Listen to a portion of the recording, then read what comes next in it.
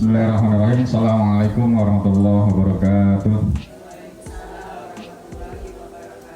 Alhamdulillahirabbil alamin. Wassalatu wassalamu ala asyrofil anbiya'i wal mursalin wa ala alihi wa sahbihi ajma'in, amma ba'd.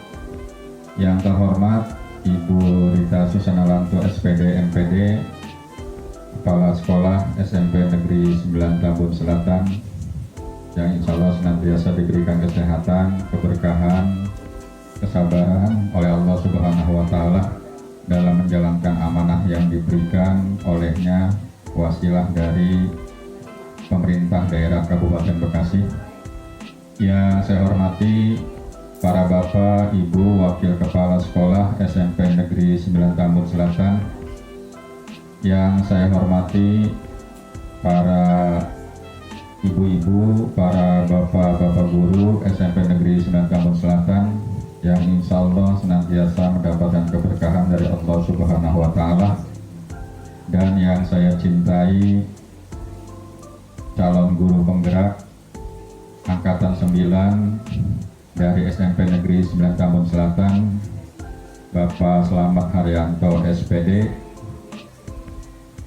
Mudah-mudahan dengan beliau mengikuti pendidikan guru penggerak di angkatan ke-9 ini membawa perubahan di SMP 9 Tambun Selatan, sehingga di tahun-tahun yang akan datang SMP 9 Tambun Selatan lebih berkibar lagi di seantero Kabupaten Bekasi.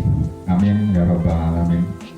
Para Bapak Ibu yang saya hormati, pada kesempatan kali ini calon guru penggerak Bapak Slamet Haryanto, Sarjana Pendidikan, akan menyampaikan aksi nyatanya dalam mempelajari modul 1.4 membahas tentang budaya positif.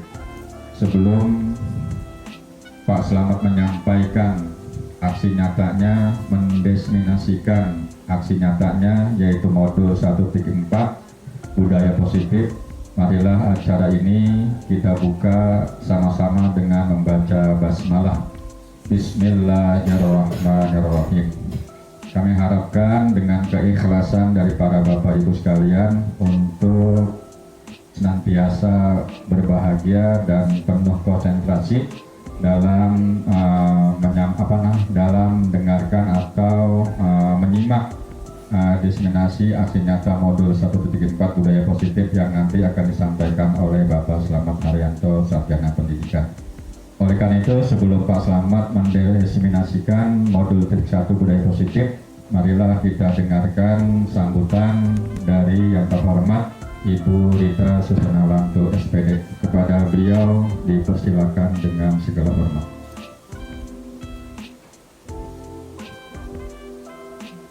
Terima kasih Pak Ari. Wassalamualaikum warahmatullahi wabarakatuh. Alhamdulillah, segala puji dan syukur kita panjatkan kehadirat Allah Tuhan Yang Maha Esa, yang mana pada hari ini memberikan kita lagi waktu, kesempatan dan bertatap muka. Yang saya hormati Bapak Ibu Wakil Kepala Sekolah, Bapak Ibu Guru, dan yang saya hormati pula Pak Slamet Haryanto, PGP Angkatan 9 Kabupaten Bekasi, yang mana pada kesempatan ini alhamdulillah sudah mempersiapkan diri, dan saya berharap aksi nyata modul 1 ini bisa berjalan dengan lancar. Bapak Ibu yang kami hormati, kegiatan ini adalah yang kedua ya Pak Ari ya. Kemarin sempat saya mengikuti juga walaupun sebentar, dan pada kesempatan yang baik ini juga saya mengucapkan terima kasih pada Pak Ari juga yang kemarin sudah memberikan diseminasi ya dalam kegiatan aksi nyata modul yang berkaitan dengan kegiatan guru penggerak Angkatan 9. Dan pada hari ini juga saya bersama Pak Slamet dan rekan-rekan sekalian insya Allah selama beberapa menit ya Pak Slamet ya, tidak berjam-jam ya, kita akan melihat, mendengar, dan insya Allah tentu memahami dan lebih jauh lagi mempraktekkan diseminasi aksi nyata modul 14 yang berjudul budaya positif. Ya, kalau kita kaitkan pengertian budaya positif itu artinya pembiasaan yang berkaitan dengan perilaku, karakter, sikap, dan tentunya yang berkaitan juga dengan tutur kata yang kita lakukan setiap hari di lingkungan sekolah.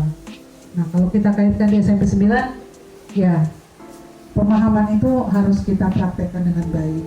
Nah, alhamdulillah dengan adanya aksi nyata modul 14 ini kita akan mendapat banyak ilmu, banyak pengalaman yang mungkin tidak pernah kita dapatkan, dan saya berharap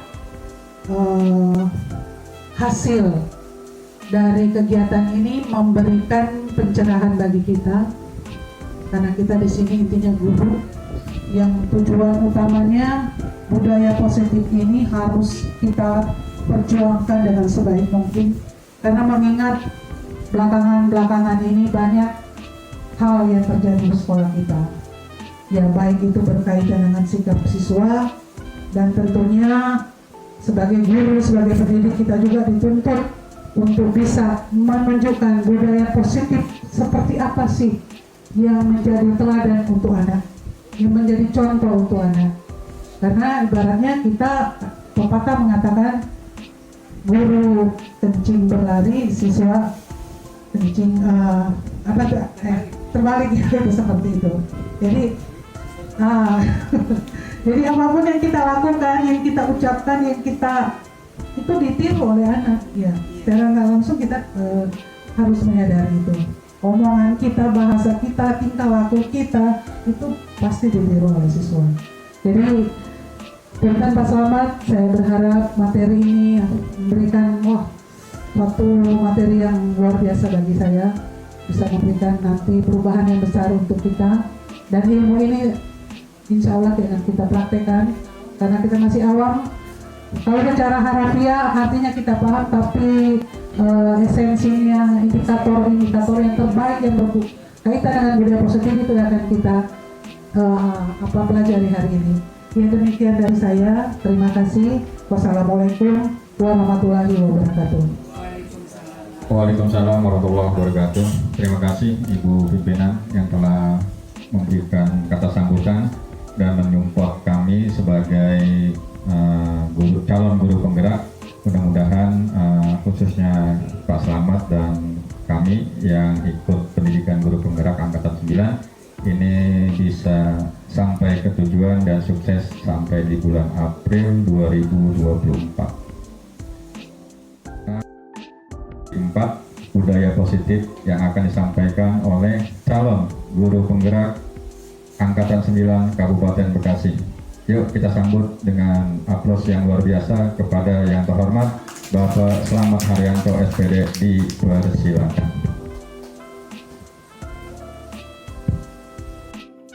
Atas bantuannya, waktunya, sehingga diseminasi sore ini mudah-mudahan berjalan lancar. Yang pertama yang saya hormati Ibu Kepala Sekolah SMP Negeri 9 Tambu Selatan, Ibu Rita Susana Langkung MPD. Yang saya hormati Bapak Ibu Wakil Kepala Sekolah. Yang saya hormati Bapak Ibu Dewan Guru. Yang saya hormati Kepala Perpustakaan serta staf perpustakaan. Sekali lagi saya ucapkan banyak terima kasih atas waktunya, kesediaannya, sehingga bisa menghadiri acara diseminasi aksi nyata modul 1.4 budaya positif. Diseminasi aksi nyata modul 1.4 tema budaya positif ini salah satu bentuk pengimbasan kami yang mengikuti PGP setelah berakhirnya modul 1 maka melaksanakan aksi nyata modul 1 dan nanti modul berikutnya juga seperti itu. Untuk yang modul 1 yang sudah saya pelajari 1.4 itu tentang budaya positif.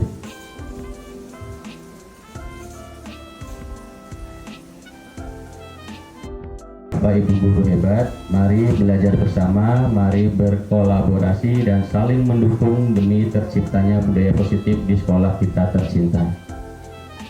Yang paling utama, kita memang harus saling berkolaborasi dan saling mendukung. Apapun programnya, sebagus apapun programnya, tanpa dukungan, tanpa kolaborasi, tidak akan terciptanya budaya positif. Mungkin itu awal pembukaannya. Berikutnya, kompetensi lulusan yang dicapai setelah mempelajari budaya positif, yaitu meningkatkan kompetensinya secara aman dan nyaman. Berikutnya, guru menggerakkan komunitas sekolah untuk bersama-sama mengembangkan dan mewujudkan visi sekolah yang berpihak pada murid dan berlandaskan nilai-nilai kebajikan universal. Capaian pembelajaran khusus menjelaskan konsep budaya positif berdasarkan pada konsep perubahan paradigma stimulus respon ke teori kontrol serta nilai-nilai kebajikan universal yang dijabarkan penerapannya pada modul ini. Berikutnya menjelaskan makna disiplin, keyakinan kelas, hukuman dan penghargaan, 5 kebutuhan dasar manusia, restitusi, dan 5 posisi kontrol guru sebagai segitiga institusi, dan menerapkannya dalam ekosistem sekolah yang aman dan berpihak pada murid. Berikutnya menyusun strategi aksi nyata yang efektif dengan mewujudkan kolaborasi beserta seluruh pemangku kepentingan sekolah agar tercipta budaya positif yang dapat mengembangkan karakter murid. Berikutnya menganalisis secara efektif dan kritis penerapan budaya positif di sekolah dan mengembangkannya sesuai kebutuhan sosial dan murid.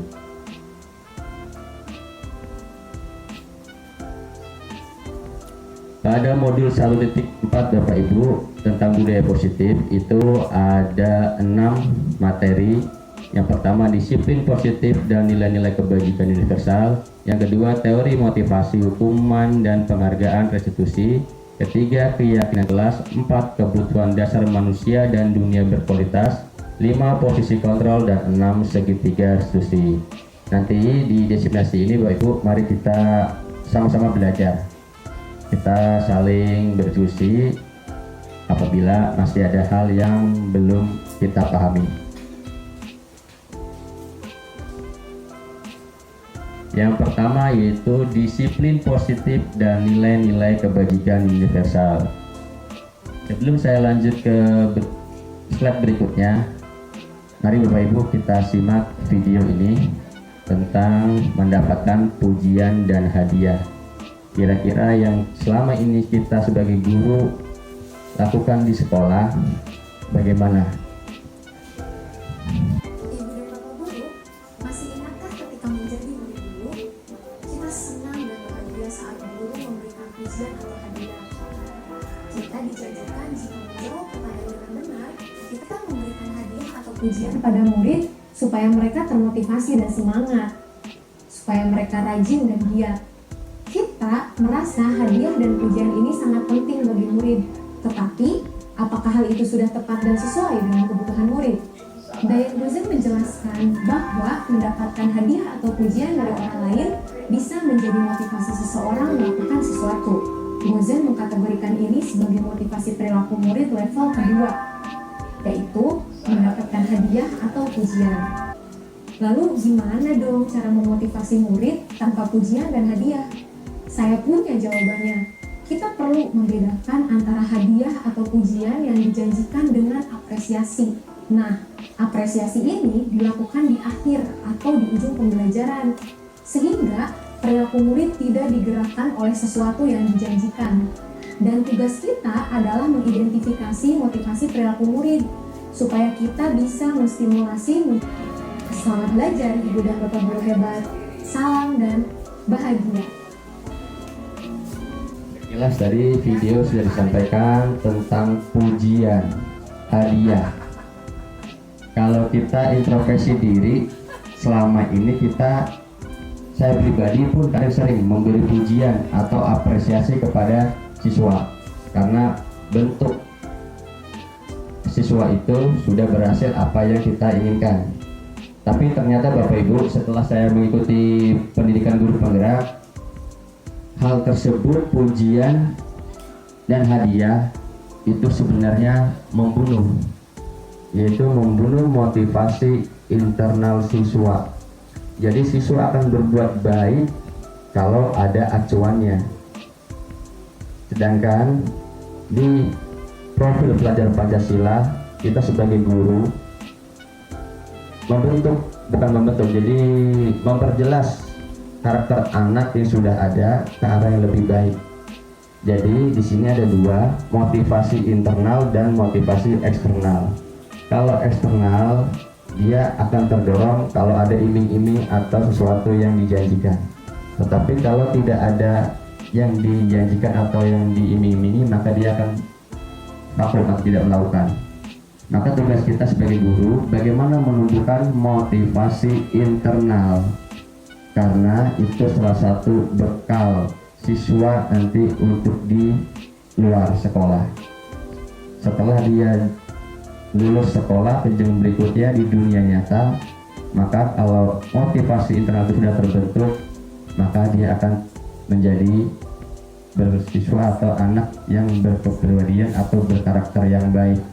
Segala sesuatu yang berbuat baik tanpa ada iming-iming atau hadiah. Begitu Bapak Ibu yang bisa saya tangkap dari materi yang pertama. Berikutnya kita lanjut ke materi berikutnya.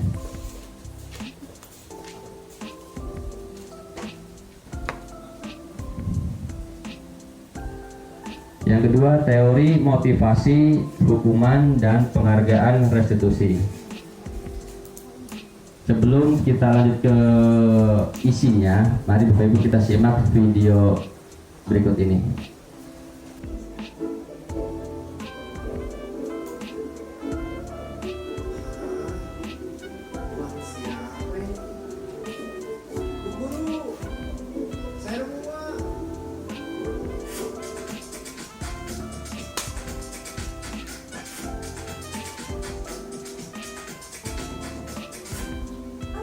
Keyakinan kelas? Apakah sama dengan peraturan kelas? Mari kita ingat kembali cerita Julio tadi. Menurut ibu dan bapak guru, apakah yang menjadi motivasi Julio mengambil tindakan tersebut?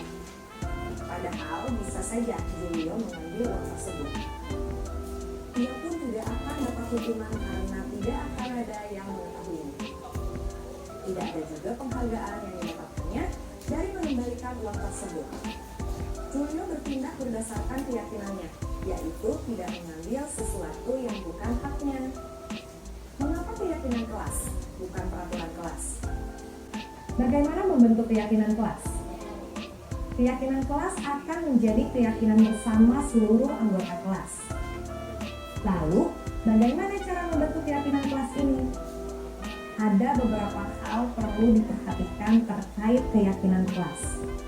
Yang pertama, pembuatan keyakinan kelas melibatkan semua warga kelas.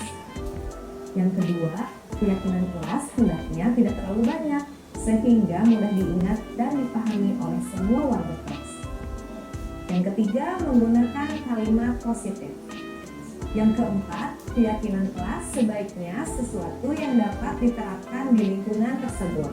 Dan yang kelima, perlu adanya tinjauan kembali keyakinan kelas dari waktu ke waktu agar tetap relevan. Berikut langkah praktis yang ibu dan bapak guru bisa terapkan saat pembentukan keyakinan kelas. Yang pertama, membuka ruang diskusi. Memberikan kesempatan untuk semua murid menyampaikan masukannya mengenai keyakinan kelas yang perlu disepakati. Jika murid belum terbiasa dengan istilah keyakinan, maka bisa diajak dulu untuk mengusulkan peraturan.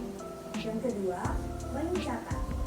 Mencatat semua pendapat murid di papan tulis atau kertas besar, sehingga semua bisa melihat hasil. Jika menemukan kalimat negatif, ubahlah dulu menjadi kalimat positif. Contohnya, jika ada yang mengusulkan peraturan tidak memotong pembicaraan teman, maka diubah terlebih dahulu menjadi kalimat positif, menghargai yang berbicara. Yang ketiga,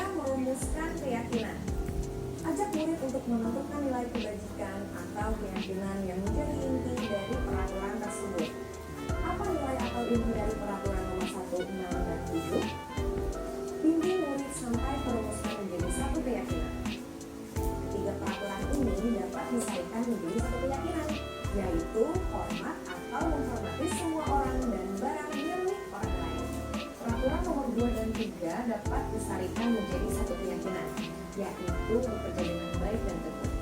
Peraturan nomor 4, 5, dan 8 dapat disarikan menjadi satu keyakinan, yaitu semua orang ingin merasa diterima dan dimiliki. Yang keempat, tinjau ulang. Guru perlu meninjau kembali butir-butir keyakinan dari semua peraturan yang sudah dituliskan. Ingat bahwa sebaiknya keyakinan kelas tidak terlalu banyak agar mudah diingat. Direkomendasikan berpisah 3-7 keyakinan yang dapat disesuaikan dengan jenjang kelasnya. Dan yang kelima, membuat pernyataan keyakinan. Pastikan semua warga kelas memahami makna dari keyakinan tersebut. Guru dapat mengajak murid untuk merumuskan pernyataan keyakinan yang dapat dipahami bersama. Baik Bapak Ibu, tadi kita sudah melihat bersama-sama tentang video keyakinan kelas. Jadi keyakinan kelas itu ada tujuan. Di tujuannya dibentuk keyakinan kelas, diharapkan anak-anak itu mengikuti aturan berdasarkan internal, bukan berdasarkan hukuman. Setiap sekolah, bahkan semua instansi pasti punya tata tertib. Di sekolah kita juga pasti punya tata tertib. Tata tertib itu pasti ada poin-poinnya, sanksi-sanksinya. Keyakinan kelas ini dibentuk atau diawali dari kesepakatan kelas dulu. Biasanya kesepakatan kelas ini sangat bagus dibentuk pada awal tahun ajaran baru. Jadi wali kelas bersama siswanya membuat kesepakatan kelas, berdiskusi. Kelas apa yang kalian impikan? Kelas seperti apa yang kalian impikan? Dari sarana, suasana, dan seterusnya. Nanti setiap anak pasti memiliki impian masing-masing. Tapi yang sudah saya lakukan, kalau kita tanya kepada anak itu kecil, 10-20% anak yang mau berbicara langsung. Tapi kalau kita bagikan kertas atau spike note, alhamdulillah anak nulis semua dan berani menuangkan apa yang dia inginkan. Dia inginkan seperti apa kelasnya ditulis dalam kertas, lalu kita tempelkan di depan kelas, di papan tulis, lalu kita rangkum. Kalau contoh, misalnya ada anak yang menuliskan dilarang buang sampah di dalam kelas. Kata dilarang ini kan termasuk kata negatif, maka kita ubah menjadi kalimat positif. Buanglah sampah pada tempatnya, bisa gitu. Jadi kita merangkum dari keinginan anak, setelah itu dibuat kesepakatan dan menjadi keyakinan bersama. Tugasnya siapa? Bukan hanya wali kelas, semua warga kelas. Saling mengingatkan apabila ada temannya yang melanggar keyakinan atau kesepakatan kelas, maka ditegur. Dan Bapak Ibu, untuk keyakinan kelas ini tidak paten. Jadi selama berjalannya waktu itu perlu dievaluasi berdasarkan kejadian-kejadian yang terjadi di kelas. Mungkin ada kejadian baru belum ditulis atau belum disepakati di keyakinan kelas, maka didiskusikan lagi dengan wali kelas. Nah, nanti kalau bedanya dengan tata tertib Bapak Ibu, kalau tata tertib itu kita ada poinnya. Tapi nanti untuk keyakinan atau kesepakatan kelas, kita buat bentuk kesepakatan. Nah, kalau ada teman kamu misalnya buang sampahnya sembarangan di laci, padahal kita sudah membuat kesepakatan buang sampahnya di tempatnya. Bagaimana kalau menemukan teman seperti itu? Nah, nanti disepakati, misalnya suruh menyapu atau suruh apa, nanti terserah teman-teman di kelas itu menyepakati.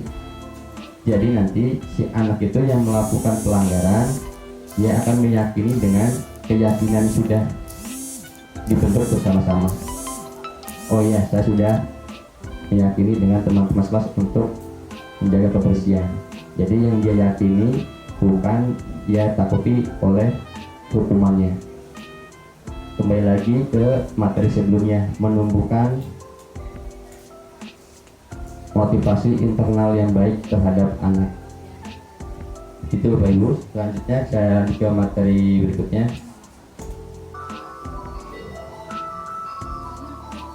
Lima posisi kontrol. Kita sebagai guru Bapak Ibu sering bertemu atau ketemu langsung dengan siswa. Maka pada saat siswa melakukan kesalahan, posisi kita di mana? Mari Bapak Ibu kita lihat video ini. Selama kita menjadi guru, kita pernah marah kepada anak. Bapak Ibu mari kita lihat posisi kita ada di mana. Jadi 5 posisi kontrol. Dikembangkan adalah 5 posisi kontrol. 5 posisi kontrol dalam bereksekusi adalah proses perjalanan seorang pendidik agar dapat mengenali dirinya. Pada video kali ini, kita akan membahas tentang 5 posisi kontrol yang dikembangkan oleh Diane Grosser dan contoh penerapannya.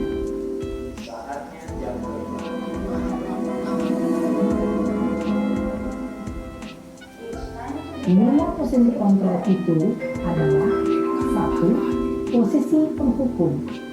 2. Posisi pembuat merasa bersalah. 3. Posisi teman. 4. Posisi pemantau atau monitor. Dan 5. Posisi manajer. Untuk lebih memahami kelima posisi tersebut, mari kita saksikan kasus Naren yang terlambat hadir 20 menit di sekolah dan melihat bagaimana kelima posisi kontrol dalam menghadapi masalah tersebut.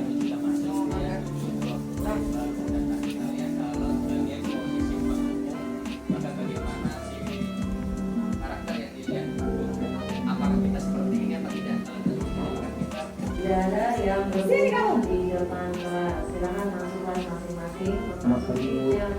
Selalu terlambat. Kamu deh, Ini yang pasti terlambat. silakan cek. Maaf Bu, Silakan masuk kelas. saya Apa? Apa coba? Alasan kamu apa lagi? Dan Apa sih kamu tidak terlambat? yang ke Malas sekali ya kamu jadi anak. saya Dasar pemalas. ya Gak masuk akal sih kamu. Sudah berapa kali terlambat? Sana, kamu keliling lapangan basket 2 kali. kenapa saya harus ke lapangan basket Bu? Kenapa? Kamu mau lawan ibu? Berani-beraninya jawab. kelas Sudah terlambat, masih berani jawab pula. 5 menit ya. Sekarang, keliling lapangan basket 5 kali sekalian. Biar kapok. Cepat, pergi sana ke lapangan basket. Mengganggu kelas yang lain. Posisi penghukum biasanya berbicara dengan nada tinggi, menghardik, menunjuk-nunjuk, menyakiti, dan menyindir. Hukuman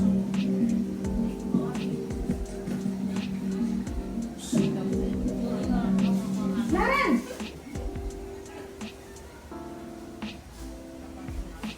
Selamat pagi Bu. Naren. Kamu kenapa terlambat lagi, nak?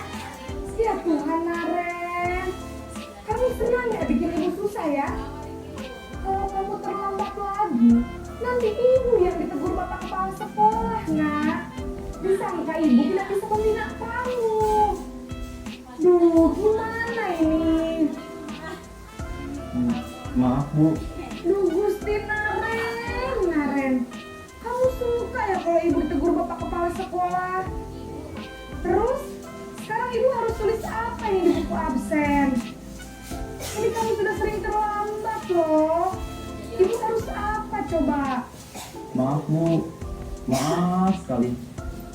Ya sudah, lain kali jangan bikin ibu susah lagi ya nak ya. Ibu tidak akan kuat lagi kalau kamu begini terus. Bisa jantungan kalau ibu tegur bapak kepala sekolah. Sana cepat kelas. Maaf ya Bu, maaf sekali. posisi pembuat rasa bersalah berbicara dengan nada tenang, cenderung lembut. Namun kata-kata yang diutarakan membuat murid merasa menjadi orang yang gagal, memandang buruk dirinya sendiri, merasa tidak berharga.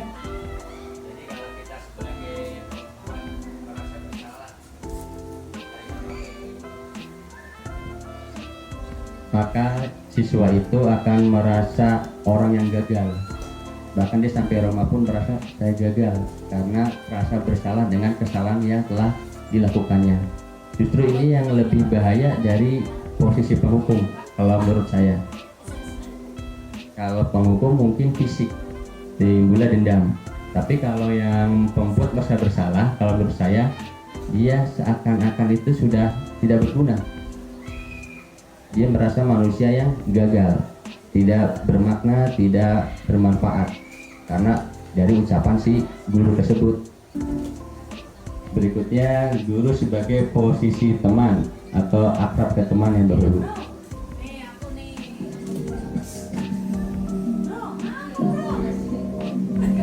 Naren,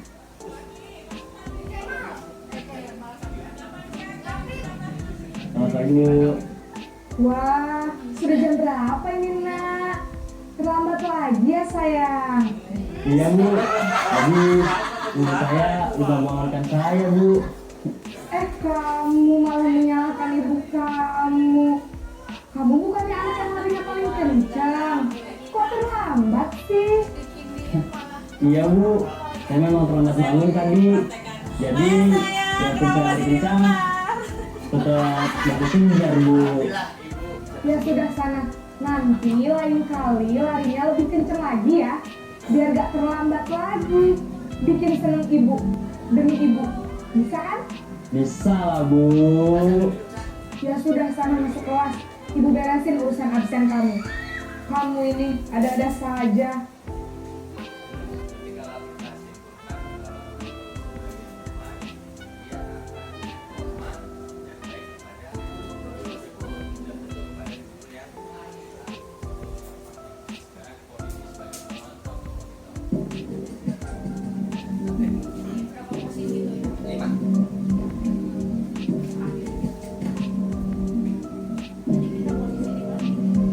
Naren!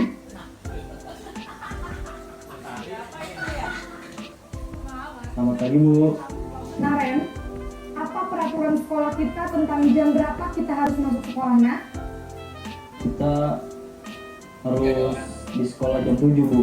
Iya betul, sekarang sudah jam 7.20. Naren sudah tahu konsekuensinya jika terlambat hadir. Paham Bu. Saya harus tinggal kelas pas jam istirahat selama 20 menit. Ya benar, konsekuensinya demikian. Jadi nanti jam 9.30 pas istirahat, kamu harus tinggal di kelas, kerjakan tugas tambahan untuk ketertinggalan kamu, ya.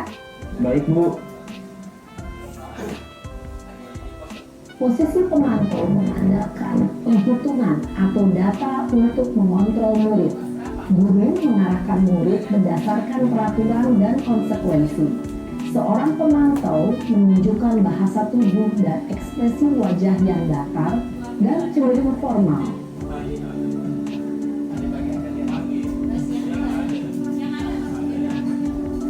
Berikutnya posisi kelima yaitu posisi manajer. Ini yang diharapkan kita di posisi ini. Tapi kita lihat dulu. Mudah-mudahan kita bisa di posisi seperti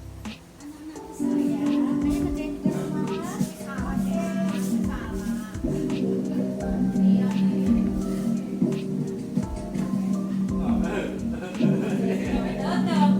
Naren! Ini nadanya yang bikin gagalan. Selamat pagi Bu. Selamat pagi, Naren. Maaf Bu, saya terlambat. Iya, sekolah masuknya jam 7, sekarang sudah jam 7.20. Jadi sekarang bagaimana ini, Naren? Maaf Bu, saya lupa setel alarm saya semalam. Baiklah, menurut kamu, keyakinan sekolah yang mana yang perlu kamu tingkatkan? Menghargai diri sendiri dan orang lain mungkin ya Bu. Setuju. Jadi, apakah Naren meyakini prinsip saling menghormati tersebut? Iya Bu, saya meyakininya. Apakah Naren bersedia memperbaiki masalah keterlambatan ini? Bersedia Bu. Bagaimana kamu akan perbaiki masalah keterlambatan ini? Saya akan coba untuk tidak lupa menyetel alarm saya Bu. Baik, kalau Naren lupa menyetel alarm di rumah, ada orang yang kira-kira bisa bantu mengingatkan tidak? Ada Bu, kakak saya, Kak Emma. Ada lagi selain Kak Emma? Selain Kak Emma, ada ibu saya. Baik, jadi yang mengingatkan Naren adalah Kak Emma dan ibu kamu ya? Kira-kira akan mulai setel alarm kapan nih, Naren? Setelah pulang sekolah, akan segera saya lakukan. Baik, Jadi Naren akan setel alarm untuk bangun besok pagi dan akan diingatkan oleh kakak dan ibunda Naren ya. Ada lagi yang mungkin perlu dilakukan Naren agar tidak terlambat bangun lagi? Tidak ada, Bu. Baik Naren, terima kasih untuk kerjasama kamu. Sekarang kamu perlu kembali ke kelas untuk belajar. Baik, Bu. Terima kasih. Baik Bapak Ibu, untuk posisi kontrol yang nomor 5 yaitu dampak policy manager. Itu murid dapat mandiri, percaya diri, dan dapat memecahkan masalah. Kalau kita lihat ke belakang video Naren,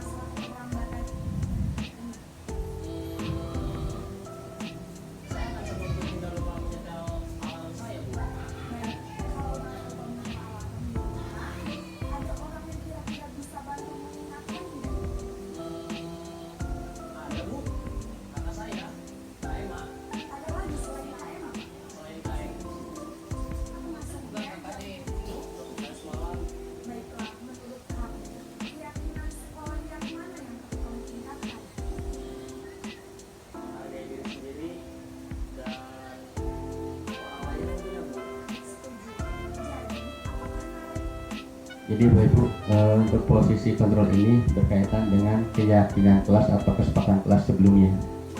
Jadi di sini posisi manajer ini mengingatkan atau menggali si anak untuk meyakini kesepakatan atau keyakinan yang sudah disepakati.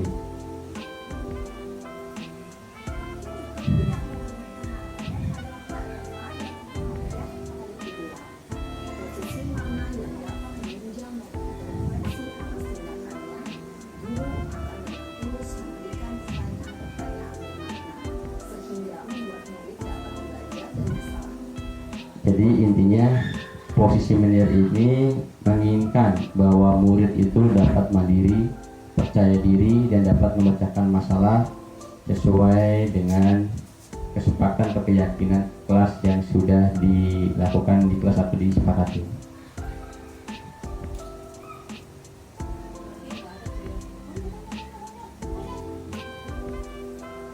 Materi berikut yang terakhir Ibu, segitiga restitusi. Nah, sebelum kita masuk ke penjelasan, mari kita simak video berikut ini. Segitiga restitusi ini merupakan suatu proses dialog yang dijalankan oleh guru atau orang tua agar dapat menghasilkan murid yang mandiri dan bertanggung jawab. Jadi nanti ada siswa yang mempunyai masalah. Nah, nanti kita sebagai guru harus bagaimana menyikapi siswa yang mempunyai masalah tersebut dengan cara menerapkan segitiga restitusi. Agar lebih jelasnya, mari kita simak bersama-sama.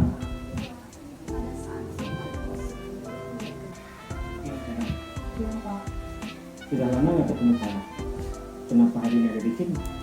Kesel Pak, kesel banget. Masa aku dikatain tukang fitnah Pak? Ya aku marah lah.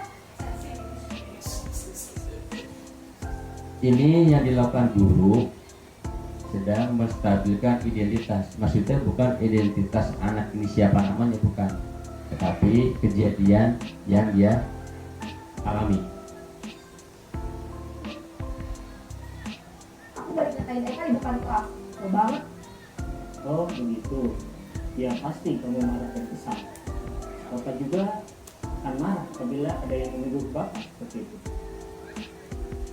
Kemudian pada saat itu kamu mau melakukan apa? Ya saya langsung ngatain Eka lah Pak. Kesel banget. Saya bentak-bentak. Ini langkah yang kedua, yaitu validasi tindakan yang salah. Seolah-olah kita membenarkan apa yang siswa lakukan. Iya, saya diam saja Pak. Ya saya bela diri lah. Masa saya dituduh tukang fitnah? Ya wajar lah. Mempertahankan harga diri itu sesuatu yang penting buat kamu. Untung kamu tidak bertindak lebih gegabah lagi, hanya membentak-bentak. Iya Pak.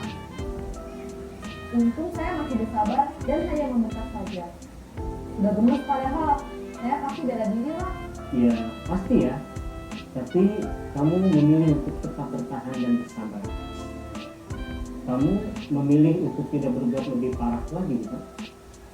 Iya. Nah, sekarang coba kita lihat lagi tindakan kamu yang bentak-bentak Eka di kelas. Tindakan kamu. Ini bagian ketiga terakhir, menanyakan keyakinan kepada siswa yang sudah melakukan tindakannya. Kira-kira sesuai dengan keyakinan kelas atau prinsip kamu tidak? Enggak lah Pak, capek Pak jadi pemarah. Jadi keyakinan atau prinsip mana yang kurang sesuai dengan keinginan kamu? Ya, saya sebenarnya sangat menghargai orang lain. Mungkin saat itu saya menjadi emosi, jadi tidak menunjukkan sikap itu. Kamu meyakini tidak? Menghargai orang lain itu penting buat kamu. Yakin? Jadi kembali lagi Pak Ibu, keyakinan kelas yang sudah disepakati di kelas bersama guru atau wali kelas.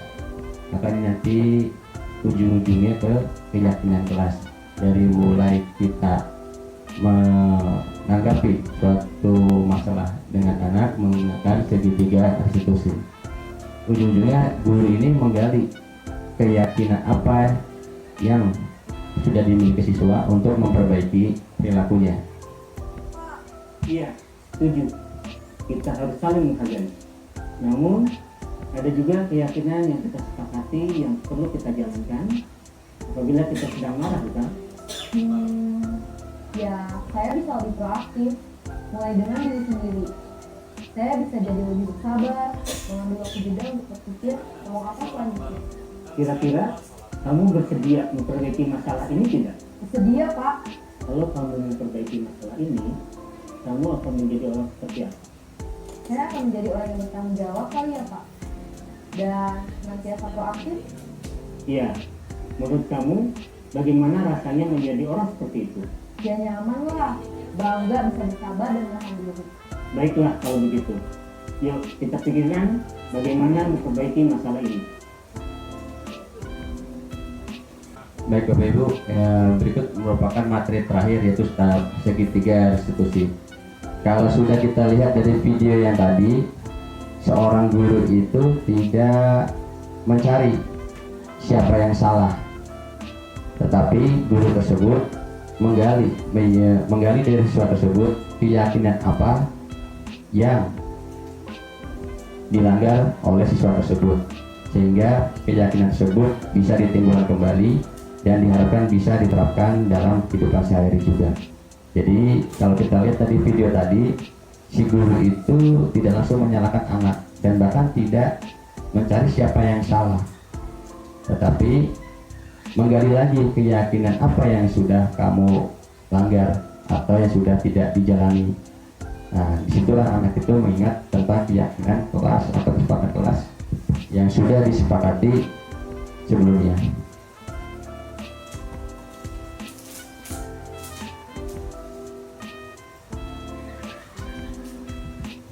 Baik Bapak Ibu, mungkin dari diseminasi ini dari 6 materi belum semuanya bisa saya paparkan lebih detail, lebih jelas lagi, tapi mudah-mudahan dari sedikit tulisan video yang sudah ditampilkan pada sore ini ada manfaat yang bisa diterapkan kepada Bapak Ibu guru dan saya pribadi juga ke dunia kita sebagai guru, dan dengan tujuan kepada anak agar tercipta anak yang berkarakter sesuai profil pelajar Pancasila. Mungkin sekian dari saya destinasi ini, dan saya mohon maaf apabila ada kata yang kurang berkenan dan mengganggu waktu Bapak Ibu. Saya ucapkan sekali lagi terima kasih atas waktunya meluangkan untuk mengikuti kegiatan destinasi ini. Akhir kata saya akhiri. Assalamualaikum warahmatullahi wabarakatuh. Waalaikumsalam warahmatullahi wabarakatuh. Ya, demikian Bapak Ibu sekalian destinasi yang disampaikan oleh Pak Slamet dalam guru penggerak angkatan 9 Kabupaten Bekasi mengenai tentang modul 1.4 budaya positif.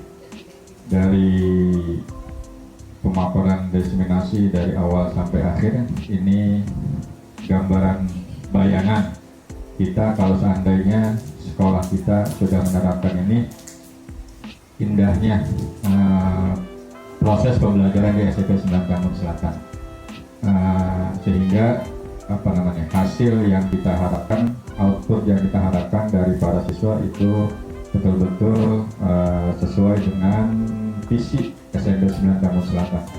Oke lah Bapak Ibu sekalian, barangkali ada yang ingin menanggapi atau memberikan pertanyaan atau yang lainnya, silakan. Assalamualaikum warahmatullahi wabarakatuh. Silakan teman. Terima kasih atas waktunya. Tadi saya tertarik tentang hukuman, restitusi, konsekuensi dan restitusi. Kalau kita lihat fenomena yang terjadi sekarang, saya tidak tahu salahnya di mana ini, sehingga ketika ada guru yang menegur siswa kemudian menjadi berdampak hukum. Apakah itu karena kita salah menerapkan hukuman atau seperti apa ya? Kenapa jadi sekarang misalnya guru yang menegur siswa merokok di dalam kelas kemudian menjadi dipidanakan.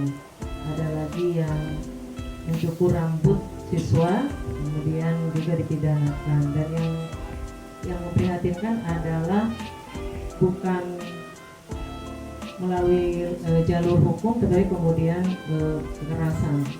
Yang terakhir guru ada tindakan kekerasan ya pada guru. Itu kira-kira itu awalnya dari apa gitu, karena kalau zaman kita dulu SD, SMP gitu ya, SMA itu kalau hukuman dari guru itu kan malah sebetulnya fisik ya, fisik di depan kelas gitu ya, tapi membuat kita jerak kayaknya waktu itu ya, takut gitu, sehingga tidak pernah ada gitu guru yang dipidanakan. Nah barangkali kenapa ya penyebabnya dan bagaimana solusinya? Terima kasih.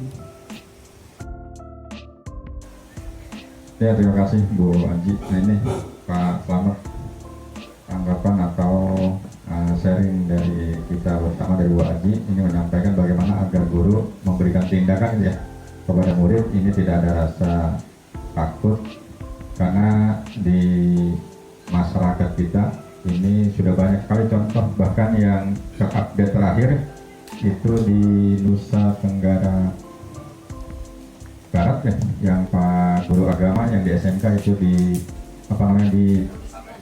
bukan yang nyuruh sholat berjamaah, tapi anaknya tidak terima. Kalau anaknya itu dipukul dan anak orang tua tidak terima, akhirnya dipolisikan dan sampai dituntut di pengadilan. Agar kita ini ingin semata-mata kita ingin mendisiplinkan anak, tapi khawatir juga kalau seperti ini keadaannya. Bentar-bentar orang tua tidak terima, lapor polisi, hukum. Nah gitu. Ini agar anak tetap kita bisa disiplinkan, dan kita pun sebagai guru istilah kasarnya cara mendisiplinkan anak itu terhindar dari jerat hukum. Ya, silakan. Selamat. Baik, terima kasih kepada Ibu Haji Devi atas pertanyaannya tentang bagaimana menanggapi fenomena yang sekarang ini guru dengan mudahnya dilaporkan atau dipidanakan gitu ya Bu ya. Padahal di zaman kita dulu fisik di depan teman-teman atau siswa lain pun tidak terdampak ke proses hukum. Tapi sekarang betul salahnya di mana dan bagaimana solusinya. Ini saya mencoba menjawab menurut pemahaman saya. Selama modul 1.1 sampai 1.4 yang dari 1.4 budaya positif, dan pemerintah juga sudah hampir seluruh, belum semuanya menerapkan kurikulum merdeka. Jadi fenomena, bahkan bukan fenomena, suatu hal yang sering kita lihat di televisi, bahkan tidak pantas. Mungkin ada kejadian yang guru dipukul oleh siswa atau dibentak oleh siswa gara-gara guru itu mau menasihati. Ada juga yang lebih parah lagi, guru mau mendisiplinkan siswanya tetapi siswa tersebut tidak terima dan lapor ke orang tuanya dengan berbuntut panjang. dari semua kejadian yang sudah terjadi dan terjadi berulang-ulang dengan permasalahan dan tempat yang berbeda. Ini mungkin jawabannya, tapi belum terasa karena kurikulum Merdeka ini mendidik anak menjadi karakter profil pelajar Pancasila. Salah satunya yaitu membentuk anak ini, menumbuhkan jiwa intrinsiknya berbudi baik, berkarakter baik, karena investasinya itu jangka panjang. Tidak hanya di sekolah saja berbuat baik, tetapi nanti di luar sana, di tempat kerja, di masyarakat, dan dimanapun bisa berbuat baik, yaitu dengan cara membudayakan positif. Dari kata budaya di sini, tidak mungkin hal itu dapat terjadi secara instan. Budaya terbentuk dari suatu kejadian yang diulang-ulang dan dibiasakan, bahkan secara tidak lisan yang melihat dan yang melakukan menyetujui kegiatan tersebut, sehingga terjadilah budaya. Yang diharapkan di sini itu lingkungan budaya positif, terutama di lingkungan sekolah. Dan ini tidak hanya di SMP, dimulai dari TK, SD, SMP, dan sampai ke jenjang perguruan, bahkan ada kampus Merdeka. Itu semuanya bertujuan untuk menghasilkan siswa yang berprofil pelajar Pancasila. Lebih ditekankan pada karakter. Mungkin saat ini belum terdampak manfaatnya karena belum tercipta budaya. Kurikulum pun kita baru merasakan yang kelas 7 ini kurikulum Merdeka. Mungkin harapan pemerintah beberapa tahun kemudian, kalau tidak ganti lagi Bapak Ibu ya, harapannya bisa menumbuhkan karakter yang baik dari siswa-siswa ini, dan nanti dampaknya tidak sekarang, mungkin bisa 5, 6, 7 tahun berikutnya, sehingga budaya atau kebiasaan tersebut menjadi budaya dengan tanda kutip budaya positif. Itu Bu Devi kalau menurut jawaban saya. Jadi solusinya pemerintah menggunakan kurikulum Merdeka dengan tujuan menekankan siswa yang berkarakter profil pelajar Pancasila, karena dilihat dari fenomena atau kejadian yang sudah terjadi, bahkan kita sendiri sering mendengar dengan tanda kutip siswa-siswa kita dengan berkata dengan mudahnya ucapan-ucapan yang tidak layak diucapkan, dan itu seolah-olah tidak ada dosa, tidak ada malu. Mungkin itu sudah menjadi budaya bagi mereka karena kebiasaan yang terulang-ulang dan tanpa rasa beban, sehingga menjadi budaya yang negatif. Nah, di kurikulum Merdeka ini diharapkan di tahun berikutnya nanti akan ada dampaknya sesuai dengan harapan, yaitu dengan menekankan siswa menjadi profil pelajar Pancasila. Saat ini mungkin belum bisa kita lihat merasakan dampaknya. Kita sendiri pun kelas 7 ini baru menjalankan kurmer yang sambil meraba-raba bersama-sama. Mungkin itu Bu Devi jawaban dari saya. Kalau memang belum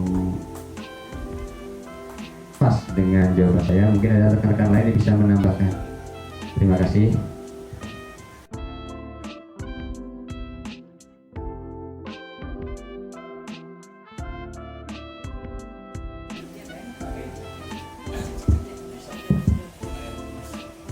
Bismillahirrahmanirrahim. Terima kasih atas kesempatan yang diberikan. Menarik sekali saya menyimak meskipun di sela-sela tugas mengajar. Yang pertama itu saya ingin tanyakan adalah mengenai tadi adalah kesepakatan kelas ya. Kesepakatan kelas kebetulan memang di kelas saya kemarin itu sudah membuat kesepakatan kelas, namun tidak dari awal tahun pelajaran, yaitu pernah saya buat di kelas pada saat saya mengajar di kelas 7B. Nah, mungkin ini kan kita termotivasi ya Pak dengan adanya kita pengetahuan baru atau ilmu baru bahwasannya kesepakatan kelas ini kita buat di awal tahun pelajaran yang kemungkinan yang selanjutnya akan menjadi sebuah keyakinan kelas.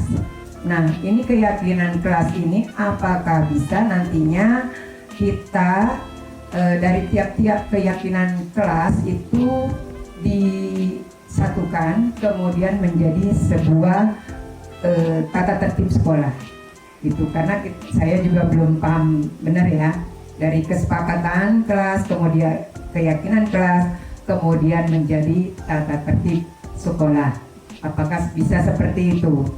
Kemudian yang kedua adalah tadi saya menyimak bagi saya masih belum terlalu paham ya, ada motivasi eksternal dan internal ya.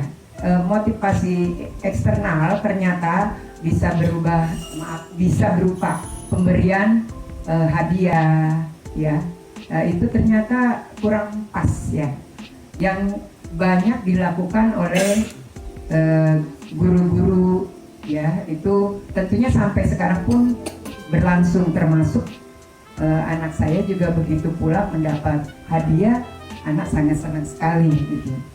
Kita memang saat ini belum tahu pemahaman secara jauh mengenai motivasi eksternal.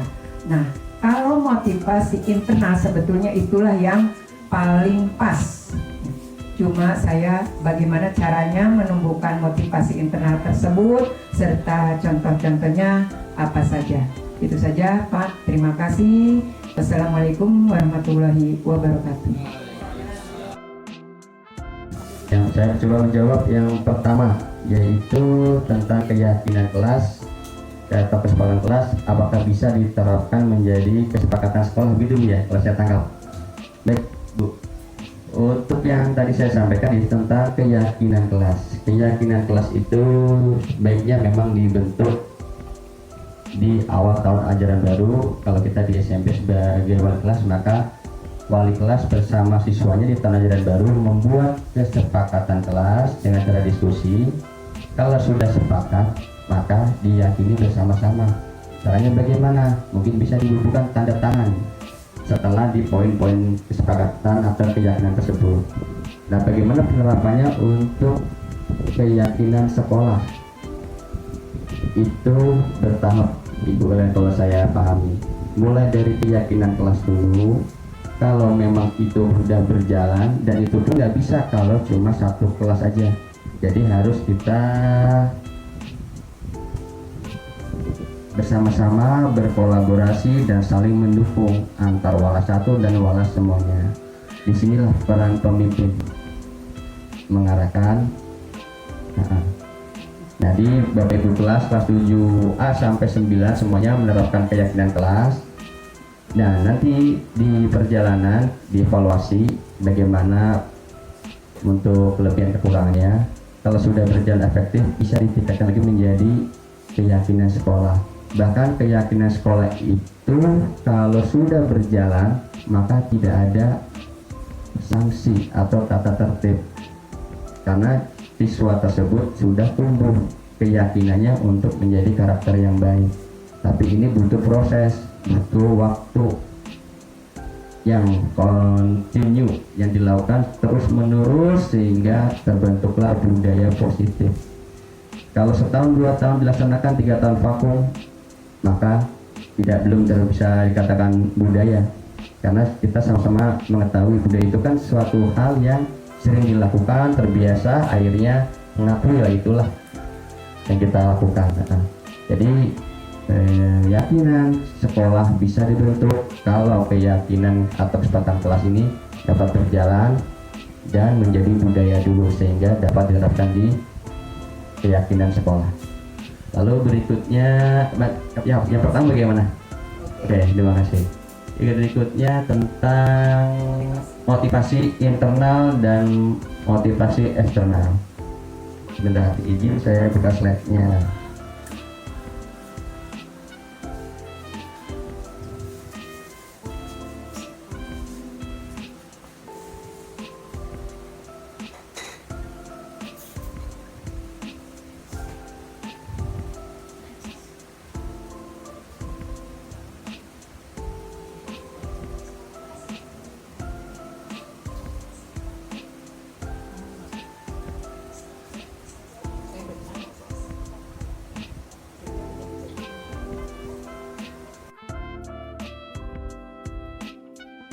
motivasi eksternal dan motivasi internal. Tadi kita sama-sama melihat video tentang motivasi eksternal, yaitu sesuatu hal yang dilakukan karena dorongan dari luar. Contohnya seperti saya pribadi yang pernah saya lakukan, memberikan pujian kepada anak. Karena saya pribadi merasa anak itu sudah berhasil, maka saya puji. Bahkan mungkin ada yang lebih dari saya memberikan hadiah dan lain-lain. Ternyata itu hal yang negatif bagi siswa, karena siswa tersebut mau berbuat baik atau berkarakter positif karena ada dorongan, karena sesuatu diiming-imingi pujian, hadiah dan lain-lain. Ternyata itu jangka pendek bagi siswa. Setelah siswa itu tidak ada motivasi atau iming-iming, maka hal positifnya tidak akan keluar lagi karena jangka pendek. Dan kita pun tidak mungkin selalu memberi iming-iming kepada siswa. Untuk berikutnya motivasi internal. Motivasi internal ini keluar dari dirinya sendiri, meyakini diri sendiri bahwa sesuatu yang saya kerjakan ini sesuai dengan keyakinan saya. Saya berikan contoh misalnya, kesepakatan kelas atau keyakinan kelas yang sudah dibentuk atau disepakati oleh wali kelas dan siswanya pada tahun ajaran baru. Salah satunya misalnya membuang sampah pada tempatnya. Siswa tersebut kalau sudah meyakini apa yang sudah disepakati oleh teman-teman dan gurunya wali kelas, maka dia akan membuang sampahnya di laci atau di dalam kelas. Dia akan berpikir dua kali kalau siswa tersebut sudah meyakini apa yang sudah menjadi kesepakatan yang harus dijalani bersama-sama. Itu pun tidak langsung bisa instan. Anak tersebut bisa menimbulkan atau internal dari diri sendiri muncul. Itu butuh proses dan butuh kolaborasi. Kalau siswa berarti bersama teman-teman kelasnya. Ada temannya melihat, hai kamu buang sampah sembarangan, ingat kita sudah membuat keyakinan. Mungkin anak tersebut, oh iya, kejadian lagi, ingatkan lagi. Mungkin kalau sering saling mengingatkan, mungkin anak itu akan terbentuk keyakinannya dan muncul internalnya agar berbuat baik tanpa diiming-iming. Dan harapannya motivasi internal ini terbentuk dari anak itu tersebut, agar nanti anak tersebut di luar, di masyarakat, di lingkungan kerja, bahkan dimanapun tempatnya, lalu berbuat baik, berbuat positif tanpa ada dorongan, tanpa ada iming-iming atau dorongan eksternal lainnya. Mungkin itu Bu yang bisa saya jawab. Mungkin ada teman-teman lain yang bisa menambahkan. Terima kasih. Oke, cukup Bapak Ibu. Saya beri judulnya Merdeka. Gimana Mbak Juli kalau merdeka? Merdeka. Merdeka itu seperti burung yang terbang bebas di langit biru, hinggap di mana saja yang dia perlu, bukan yang dia mau, tapi tak pernah lupa untuk kembali. Merdeka itu bebas dari jajahan, intimidasi, dan kendali yang menghukum. Merdeka itu adalah hak asasi. Merdeka itu bukan bertindak sesuka hati mengusung kepentingan diri tanpa peduli apapun yang terjadi. Omong kosong tentang merdeka bila kau hanya pandai mencaci tanpa memberi solusi. Bohong besar tentang merdeka bila kau hanya tunjuk jari memberi instruksi tanpa introspeksi diri. Sungguh aku tak peduli ketika kau teriakan merdeka namun ada rasa benci di dalam hati. Maka merdeka itu adalah bebas berkreasi yang saling menghargai, bebas berpikir mandiri yang tetap manusiawi, karena merdeka kita beriring dengan merdeka orang lain. Maka merdeka adalah tingkat ikhlas yang tinggi. Berkarya tak perlu ingin dipuji, berkorban tak perlu kejar apresiasi. Merdeka bukan pencitraan dan pura-pura. Merdeka itu dari hati sanubari. Terima kasih. Merdeka.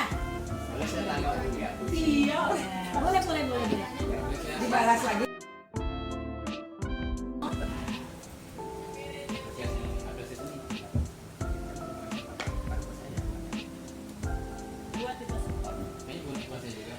Maka saya boleh mengatakan merdeka yang Sangat bagus. Kalau tadi saya mendengarkan itu kata per kata sehingga terbentuk kalimat yang diawali dengan kata merdeka. Kalau kita resapi itu dalam artinya. Bahkan puisi merdeka itu sepertinya muncul kata-kata itu berdasarkan apa yang dirasakan pada saat itu. Harapan saya dari puisi merdeka itu, mudah-mudahan kita semua bisa menjadi pribadi guru yang benar-benar merdeka di arah yang positif.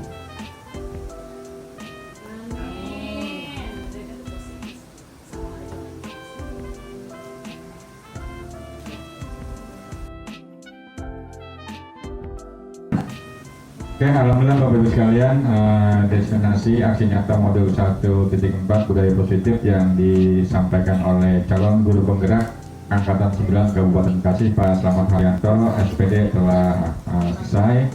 Kita sama-sama berdiskusi, sama-sama mendengarkan dan sama-sama sharing. Mudah-mudahan apa yang telah kita belajar sama-sama ini menghasilkan buah yang manis, buah yang bagus untuk kemaslahatan sivitas SMP Negeri 9 Tambun Selatan. Oke, kita tutup sama-sama dengan sekali lagi biar walaupun udah sore kita tutup dengan YEL SMP 9 Tambun Selatan. SMP Negeri 9 Tambun Selatan, cakep, cerdas akal, cerdas adat, kreatif, peduli lingkungan.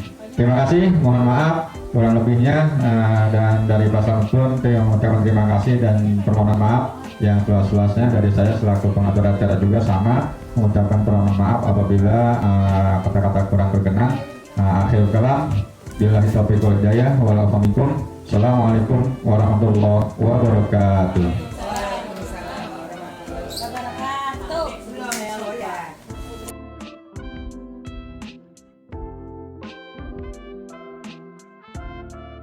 Assalamualaikum warahmatullahi wabarakatuh. Waalaikumsalam warahmatullahi wabarakatuh. Selamat pagi. Bagaimana kabar kamu pagi ini? Baik, nah pagi ini Bapak nggak langsung ke materi, tapi ada beberapa yang perlu Bapak sampaikan. Yaitu kita akan membuat kesepakatan kelas. Sebelum lanjut ke kesepakatan kelas, Bapak mau mengajak kalian untuk bermimpi. Tahu kan mimpi? Berhayal. Mimpi biasa berhayal.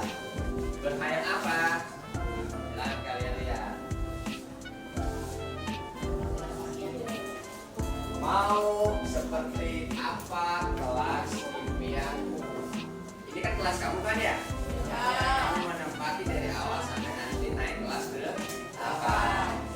Kira-kira kamu punya impian nggak?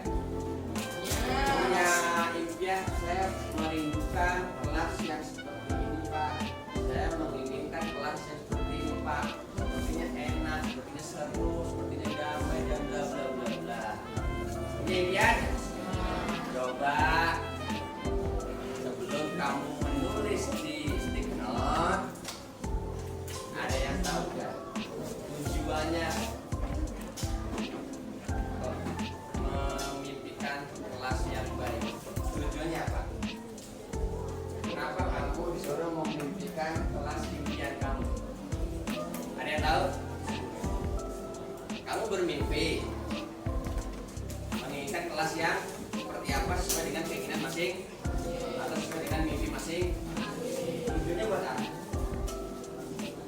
Tangan ya. Ya silakan, nggak apa-apa, sampaikan aja. Tujuannya apa? Kamu bermimpi. Kalau bermimpi harapan terkabul nggak?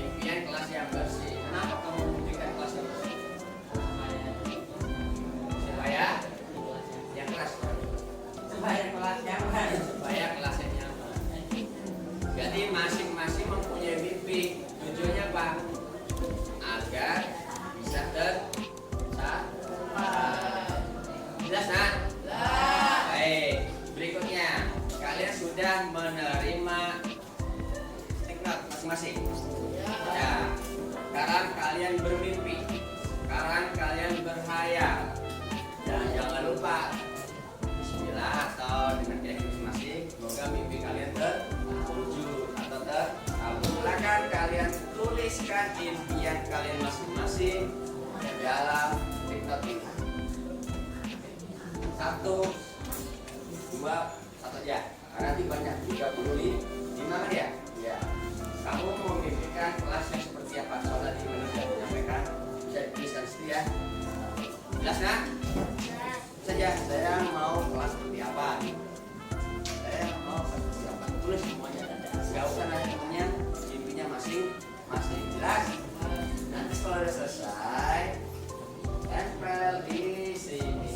Nanti Bapak arahkan siapa dulu ke depan karena biar gak berguna. Jelas?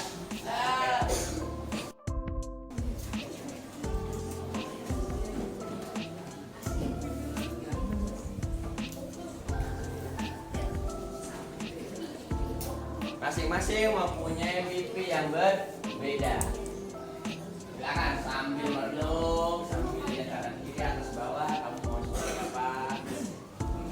Impian itu bukan hanya fisik ya, bisa juga suasana.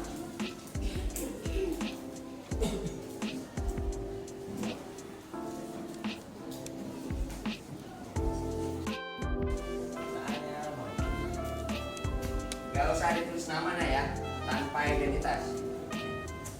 Tanpa identitas langsung aja. Saya menginginkan jangan pakai namanya.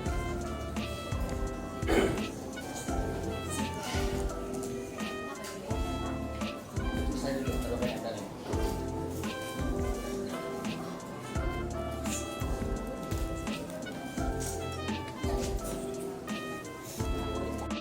Saya boleh ya. Pelan-pelan, hati-hati jalannya, hati-hati dan jalan, hati-hati. Nah, kita sedikit.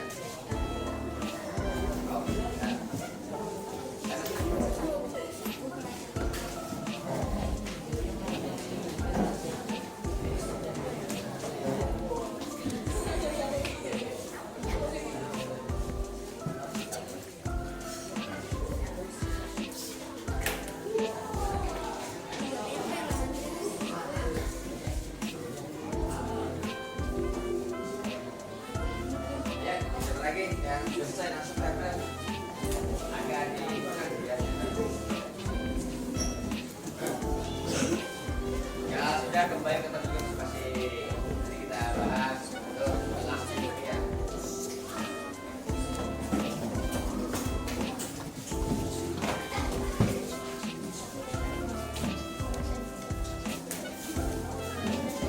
Nah, yang orange juga manis ya.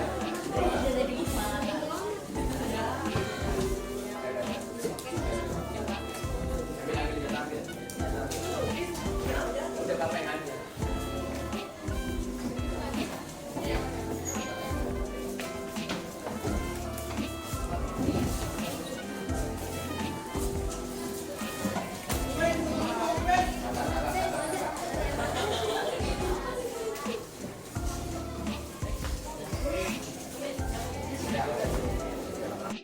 Ini merupakan impian kelas dari masing-masing yang sudah dituangkan ke dalam tulisan ya.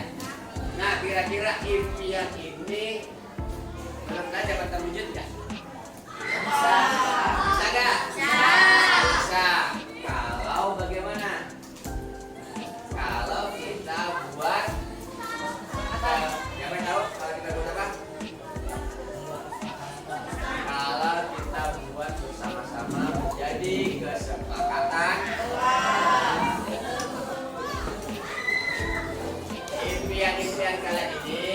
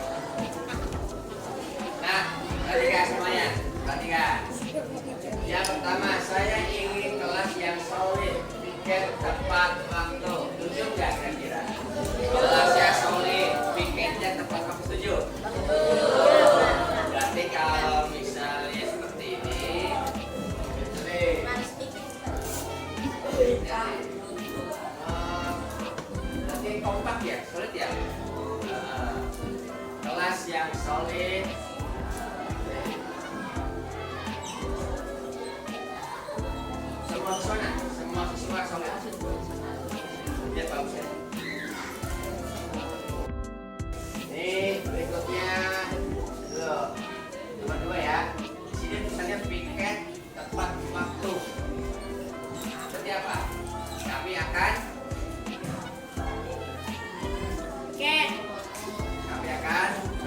kalau udah ada di judul piket nih, judul piket, kamu melaksanakannya dengan baik sesuai dengan jadwal. Kita berarti kamu apa? Kami akan bertanggung jawab dengan tugas piket. Kami bertanggung jawab menjalankan tugas piket. Piket kelas ya.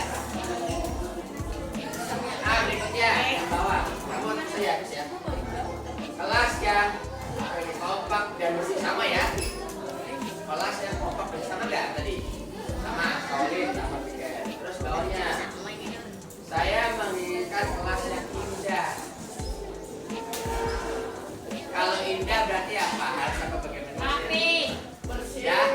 Rapi, terus bersih, apa lagi? Ya, bersih, rapi. Kalau bersih, kalau piket dilaksanakan dengan baik, maka kelasnya akan bersih. Jika rapinya, berarti kamu siap nggak menjaga kerapian? Jadi kami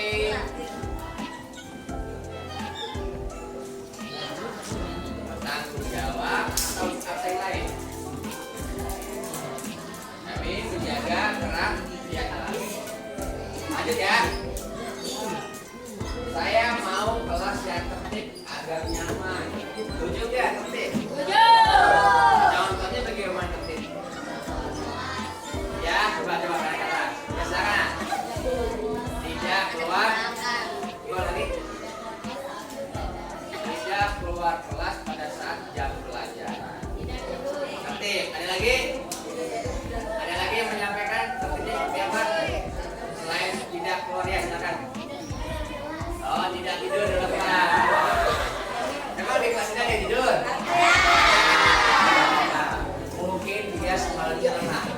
Mungkin dia semalamnya habis begadang. Tapi mudah-mudahan setelah membuat kesepakatan bersama, oh iya, di kesempatan kelas ada yang tidur. Saya tidur. Saya harus tidurnya tidak malam supaya bangunnya tidak kesiangan dan di kelas tidak kesepakatan kelas din. Oke. Ini apa tadi? Kami siapa? Tidak keluar ya? Tidak keluar. Berarti kalau itu apa? Kalau tidak keluar dalam kelas maksudnya apa? Disiplinkah atau tali aturan?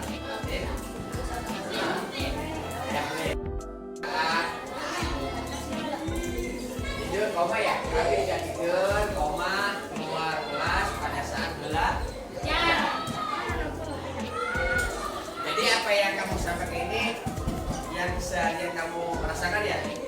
Ya, makanya kita buat kesepakatan kelas supaya nanti apa yang kamu rasakan menjadi gak nyaman, mudah-mudahan menjadi nyaman.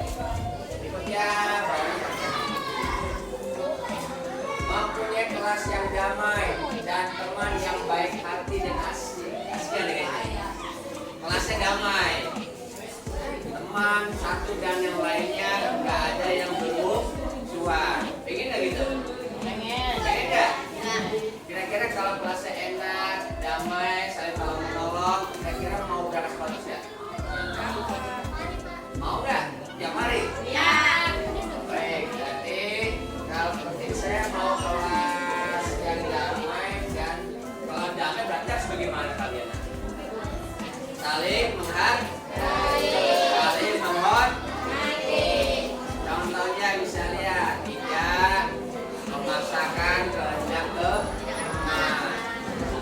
Saling menghargai, saling menghormati ya boleh. Kami saling menghargai. Sama teman. Apakah teman aja? Bapaknya nggak dihargai nih, bapak ibunya. Bapak ya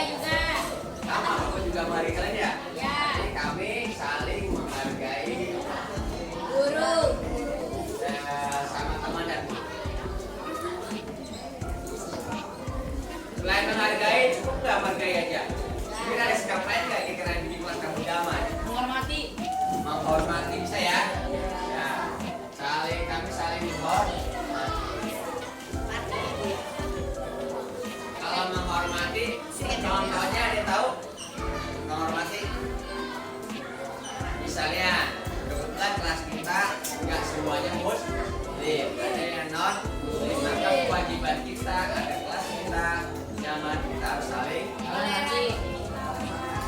menghargai, menghormati, berbeda. Saya kami saling toleransi. Ya, saling toleransi. Dia menghargai, menghormati, toleransi. Kalau dijalankan sangat indah ya.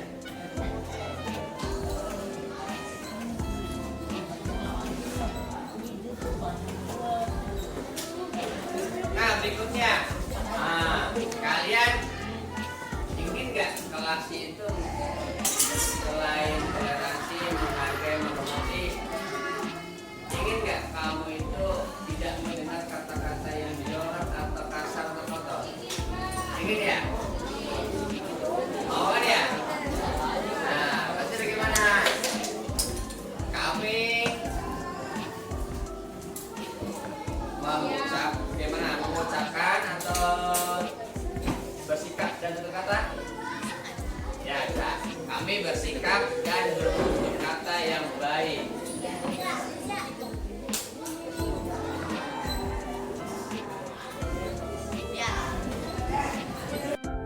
Juga sikap harus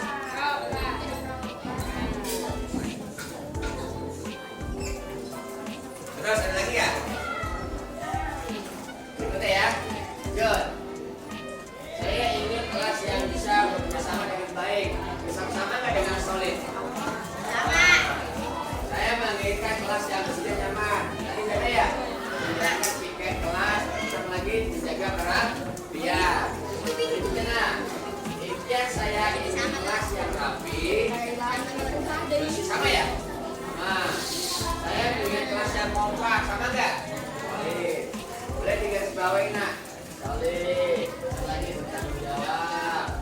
Kerapian, ya. Kerapian boleh. Terus lagi tuh. Tidak keluar. Jadi nak, sekarang yang korek. Saya menginginkan kelas yang rapi, bersih, dan bagus. Sama nggak? Sama. Mau seperti apa maksudnya? Oh, lantai bersih yang membuat kelas nyaman dan tidak ada pemalakan. Apakah ada pemalakan di kelas ini? Wah, kalau ada kita bersepakat kelas agar perilaku itu, kejadian itu tidak terulang. Caranya bagaimana? Saling menghormati, saling menghargai. Satu lagi, bersikap dan berkata yang baik. Terima kasih. Berikutnya, tidak ini ya, sudah tuang ini ya. Kelas yang nyaman dan fasilitas yang bagus dan tidak. Saya ingin kelas yang bagus, sama nggak? Saya ingin kelas yang bagus rapi, tidak ada? Ada. Kelas rapi dan bersih, sama, nyaman. Kelas yang rapi bersih, sama. Aku ingin memiliki kelas yang damai, tidak ada perkelahian atau tawuran. Kelas damai dan terang dapat membuat kelas menjadi tenang dan nyaman. Damai tidak ada damai. Ada kan damai? Kalau damai berarti sebagaimana nak? Kita harus menghargai, menghormati, lagi saling toleransi. Akan kalau itu terbentuk maka akan tercipta kelas yang damai. Berikutnya. Baik, kelas yang damai dan bagus. Tidak ada? Kelas yang bersih supaya kelas terjaga, sama. Tidak ada. Impianku kelas yang damai dan tidak berisik. Tidak berisik, tidak ada belum? Tidak ada belum? Sebenarnya itu bisa nak, sama aja dengan tadi yang mana ya? Belajar nak. Kami tidak tidur keluar pada saat jam. Berisik aja ya. Kami tidak tidur, berisik, dan keluar. Tidur, berisik, dan tidak keluar kelas pada saat jam pelajaran.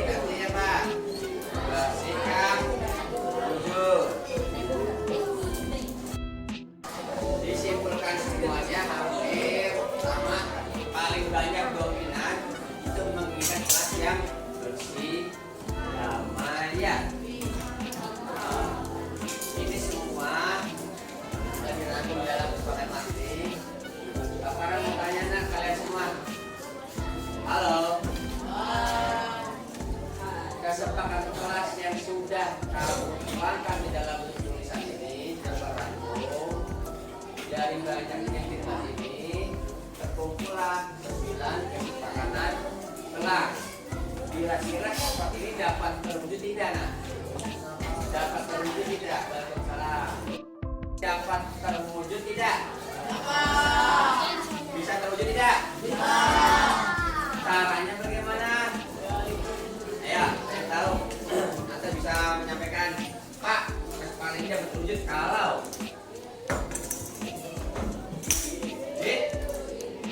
apa Pak? Ya, nggak apa-apa. Kesepakatannya belum disahkan, ya kan ya? Berarti kalau seperti tadi hari itu harusnya melanggar hal itu. Itu kata yang baik. Kira-kira kalau kita bagaimana? Tertib dan menjalankan kesepakatan yang sudah dibuat bersama-sama. Kalian yang buat, maka kalian juga yang harus melaksanakannya. Caranya bagaimana? Saling mengingatkan apabila ada teman yang melanggar dari 9 kesepakatan kelas. Bisa mengingatkan? Nanti setelah ini selesai dibuat di dalam bentuk poster. Gaya tertib. Terus menghargai, menghormati, toleransi, bersikap dan tutur kata yang baik. Maksudnya apa ini? Sikap dan tutur kata baik apa namanya? Sopan. Sopan santun itu bisa tutur kata dan sikap. Berikutnya jujur. Jujur ini dari perilaku dan dari ucapan. Perilakunya jujur, dengan cara tidak mengambil barang milik orang lain. Ucapannya jujur sesuai apa yang dilihat, ya. Oke. Berikutnya disiplin dalam menjalankan jalur Islam. Nah, dari 10 batas ini kalau kalian jalankan dengan baik, maka akan tercipta kelas yang baik. Berikutnya, ada yang mau ditambahkan atau mau dikurangi dari kesempatan ini sebelum Bapak tutup? Sebelum Bapak kita, ya silakan. Petugas keamanan tujuan itu apa? Biar aman. Kalau aman berarti bagaimana? Ada yang bisa memberi masukan? Biar kelasnya aman bagaimana?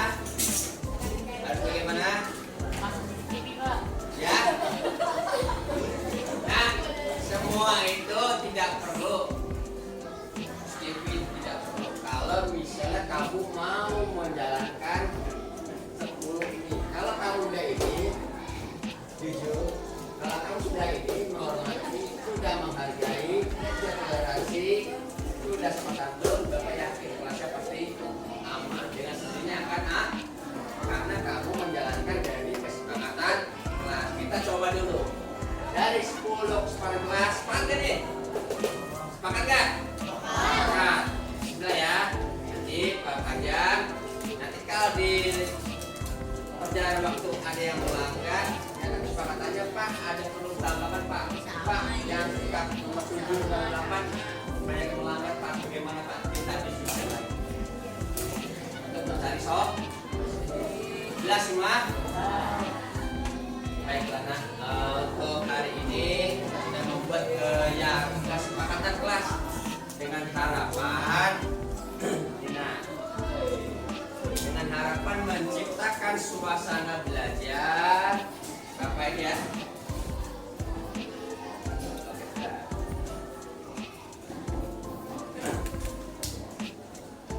Membuat kesepakatan kelas bertujuan untuk menciptakan suasana belajar mengajar menjadi efektif, bermakna dan menyenangkan. Efektif apa? Ilmu yang kamu